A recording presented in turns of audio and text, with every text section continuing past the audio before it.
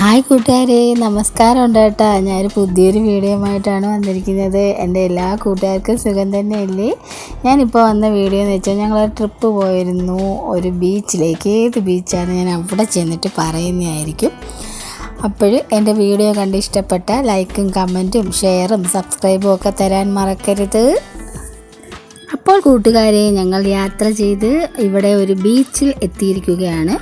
ഇപ്പോൾ ചിലർക്കൊക്കെ മനസ്സിലായി കാണും ഇത് ഏത് ബീച്ചാണെന്നൊക്കെ, ചിലർക്കൊന്നും മനസ്സിലാവത്തില്ല. അപ്പോൾ മനസ്സിലാകാത്തവർക്കായിട്ട് ഞാൻ തന്നെ പറയാം, ഇത് വർക്കല ബീച്ചാണ്. വർക്കല ബീച്ചിലേക്കാണ് ഇന്ന് ഞങ്ങൾ വന്നിരിക്കുന്നത്. നല്ല രസമാണ്. ഞങ്ങൾ ഇടയ്ക്കിടയ്ക്ക് ഇവിടെ വരാറുണ്ട്. അപ്പോൾ നമുക്ക് കൂടുതലായിട്ട് അവിടുത്തെ കാഴ്ചകളൊക്കെ ഞാൻ വീഡിയോയിലൂടെ കാണിച്ചു തരാം. എല്ലാവരും സ്കിപ്പ് ചെയ്യാതെ കാണുന്ന കൂട്ടുകാർ. വർക്കല ബീച്ചിൻ്റെ പ്രത്യേകത എന്ന് പറയുന്നത്, അവിടെ ഹിന്ദുമത വിശ്വാസികൾ ഈ മരിച്ചവർക്കായിട്ട് ബലിയിടാൻ വരും കേട്ടോ. അപ്പം ബലിയിടാൻ വരും, പിന്നെ അസ്ഥിയൊക്കെ കൊണ്ടുവന്ന് ഒഴുക്കും. അതൊക്കെയുള്ള അവിടെയാണ് എല്ലാവരും വന്ന് ചെയ്യുന്നത്. ആണ്ടേ അവിടെ ഭയങ്കര, ഞങ്ങൾ പോയത് സൺഡേ ആയതുകൊണ്ട് നല്ല തിരക്കായിരുന്നു, നല്ല രസമായിരുന്നു. ആളുണ്ടെങ്കിലല്ലേ ഒരു രസമുള്ളൂ. ആണ്ടേ കുതിര സവാരി ഉണ്ട് വർക്കല ബീച്ചിൽ. പോയാൽ എല്ലാം നല്ല എൻജോയ്മെൻറ്റാണ്. ബോട്ട് സവാരി, കുതിര സവാരി എല്ലാം ഉണ്ട്. അങ്ങനെ ഞങ്ങൾ കുറേ നേരം അവിടെ നിന്ന് എൻജോയ് ചെയ്തായിരുന്നു. ആണ് നമ്മുടെ വർക്കല ബീച്ച്. അടിപൊളിയാണ്. കുതിര സവാരിയിലൊക്കെ പോവാം.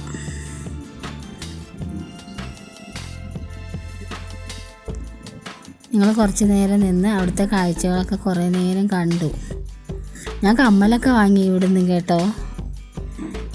നല്ല രസമാണ്. ഞങ്ങൾ ചെന്നപ്പോൾ തന്നെ 4:30-5 മണിയൊക്കെ ആയിരുന്നു.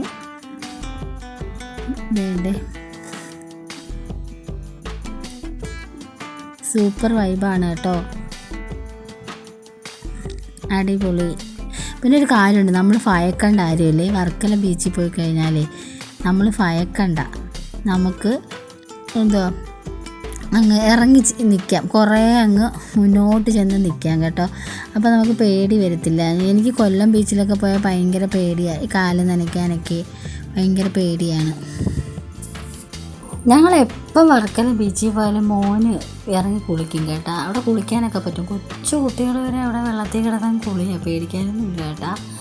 അപ്പോൾ കുളിക്കാനൊക്കെ പറ്റും. അങ്ങനെ ഈ പ്രാവശ്യം ഞാൻ ഡ്രസ്സൊന്നും എടുത്തുകൊണ്ട് പോയില്ലായിരുന്നു കേട്ടോ. അങ്ങനെ അതുകൊണ്ട് അവന് കുളിക്കാനൊന്നും പറ്റിയില്ല. പിന്നെ പാരച്യൂട്ടൊക്കെ കണ്ടോ, പാരച്യൂട്ട് നല്ല എല്ലാം ഉണ്ട് അവിടെ. പാരച്യൂട്ട് സവാരിയൊക്കെ ഇട്ട് അങ്ങനെ അതൊക്കെ എൻ്റെ മോന് കാണിച്ചു കൊടുത്തു.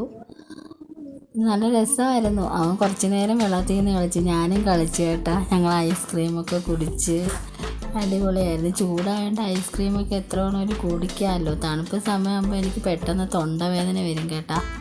അതുകൊണ്ട് ചൂട് സമയമായതുകൊണ്ട് ഐസ്ക്രീം മേടിച്ച് തരുന്നതിന് കണക്കും കഴിയൊന്നുമില്ല. മോനും വാങ്ങിച്ചു കൊടുക്കും.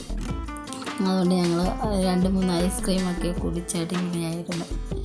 നല്ല ട്രിപ്പായിരുന്നു കേട്ടോ. കുറച്ച് സമയം എൻജോയ് ചെയ്ത് നമുക്കങ്ങ് ഇറങ്ങിപ്പോയങ്ങ് നിൽക്കാം. പക്ഷെ എന്നാലും എനിക്ക് പേടിയാണ്. ഞാൻ പോകത്തില്ല. അങ്ങ് ഉള്ളിലോട്ടൊക്കെ പോയി നിന്നാൽ നനയത്തില്ല. അതുകൊണ്ട് ഞാൻ പോകത്തില്ല. എൻ്റെ മോൻ കുറച്ചൊക്കെ ഇറങ്ങി നിന്ന് അവനും കളിച്ചു. പിന്നെ ഞങ്ങൾ സൺസെറ്റ് കണ്ട് ഇതാണ്ടേ അടിപൊളി കണ്ടോ, അതുമെല്ലാം കണ്ട് എന്നിട്ട് ഒരു രാത്രി ഞങ്ങൾ വീട്ടിലെത്തിയപ്പോൾ രാത്രി 9 മണിയൊക്കെ ആവാറായി.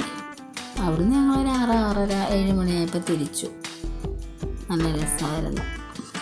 അങ്ങനെ ഈ കാഴ്ചകളൊക്കെ നിങ്ങൾ കാണും. കണ്ടിട്ട് ഇഷ്ടപ്പെട്ടാൽ ലൈക്കും കമൻറ്റും ഷെയറും സബ്സ്ക്രൈബും ഒക്കെ തന്ന് സഹായിക്കണം കേട്ടോ.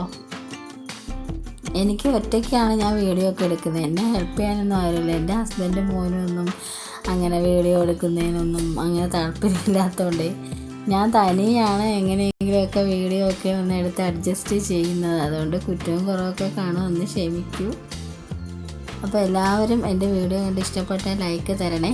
പുതിയൊരു വീഡിയോയുമായി വരുന്നത് വരെ എൻ്റെ കൂട്ടുകാരോടെല്ലാം ബൈ. ലാസ്റ്റ് വരെ കാണണേ, സ്കിപ്പ് ചെയ്യാതെ. അപ്പം ബൈ കൂട്ടുകാരെ.